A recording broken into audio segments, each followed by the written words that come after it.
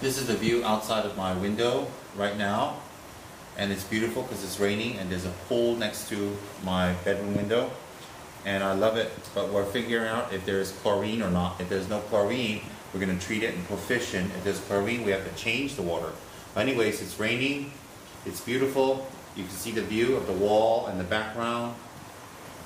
And if you see in the distance there, maybe you cannot see in the rain, but there's a Sultan's palace being built here in our Malaysia.